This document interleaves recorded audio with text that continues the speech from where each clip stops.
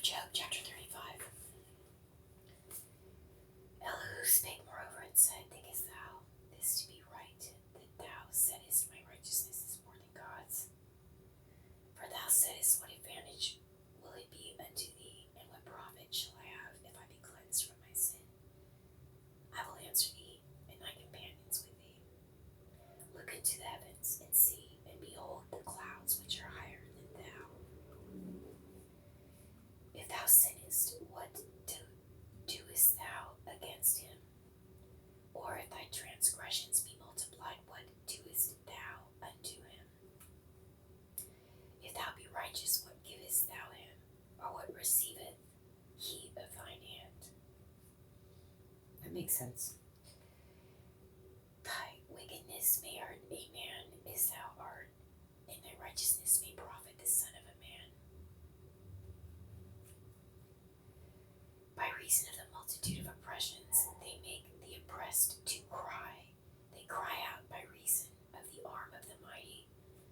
But none saith, Where is God my Maker, who giveth songs in the night? Who teaches us more than the beasts of the earth, and maketh us wiser than the fowls of heaven? There they cry, but none giveth answer, because of the pride of evil men.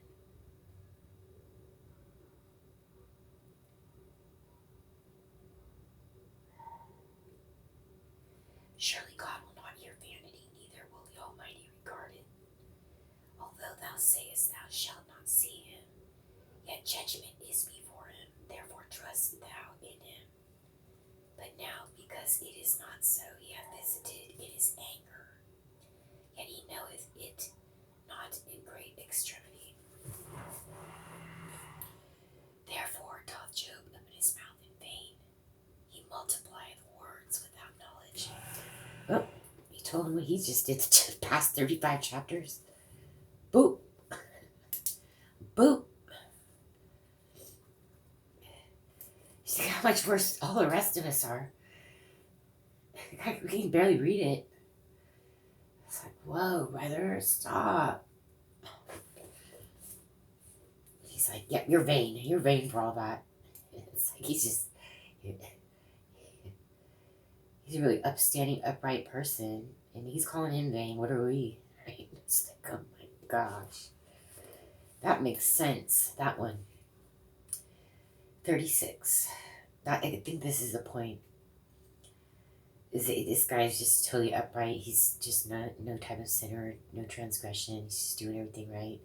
And the devil, Satan, came and said, look, yeah, because, he's okay, but if you take away the things he has in his health, he's going to curse you.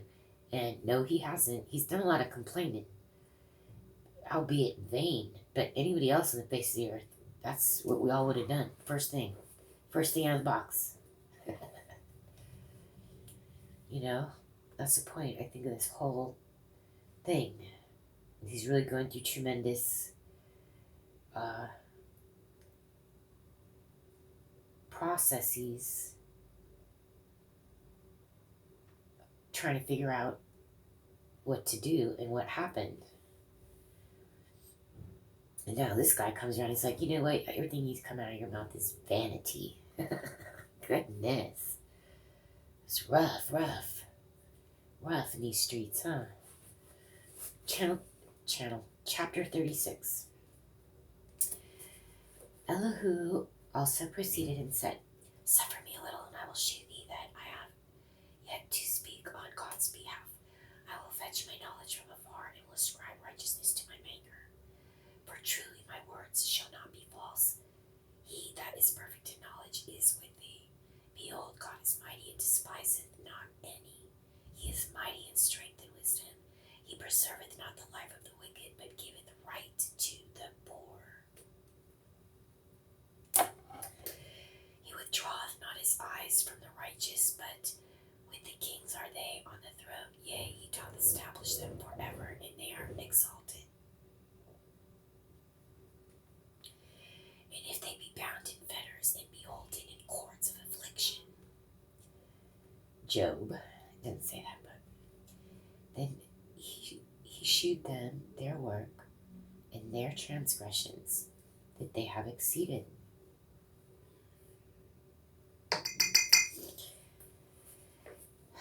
He openeth also their ear to discipline and commandeth that they return from iniquity. If they obey and serve him, they shall spend their days in prosperity, and their years in pleasures. But if they obey not, they shall perish by the sword, and they shall die without knowledge. But the hypocrites in heart heap up wrath. They cry not when he bindeth them. They die in youth, and their life is among the unclean. He delivereth the poor in his affliction, and openeth their ears in oppression.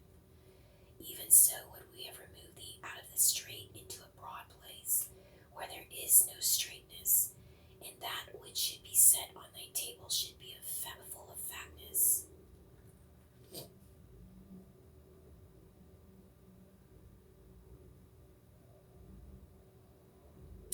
But thou hast fulfilled the judgment of the wicked.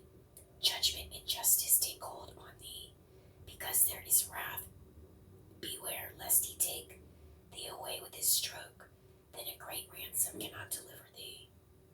Will he esteem thy riches? No, not gold, nor all the forces of strength. Desire not the night when people are cut off in their place. Take heed, regard not iniquity, for this hast thou chosen rather than affliction. Behold, God exalteth by his power, who teacheth like him, who hath enjoined him by his way. He doesn't have any partners. He's God, Jesus Christ, and the Holy Spirit, all in one.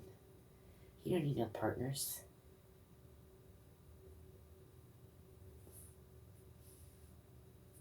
Who teacheth like him? Boom. Who hath enjoined him by his way, or who can say, thou hast wrought iniquity? Remember that thou magnify his work which men behold. That's the problem right there. None of us magnify his work, we magnify our work. Isn't that right? Magnify our creations, not the Creator. Every man may see it, man may behold it afar off. Behold, God is great, and we know him not, neither can the number of his years be searched out. For he maketh small the drops of water, they pour down rain according to the vapor thereof, which the clouds do drop, and distill upon man abundantly. Also can any understand the spreadings of the clouds, or the noise of his tabernacle? Behold, he spreadeth his light upon it, and covereth the bottom of the sea. For by them judgeth he the people, he giveth meat in abundance. With clouds he covereth the light, and commandeth it not to shine by the cloud that cometh betwixt. The noise also sheweth concerning it, the cattle also concerning the vapor.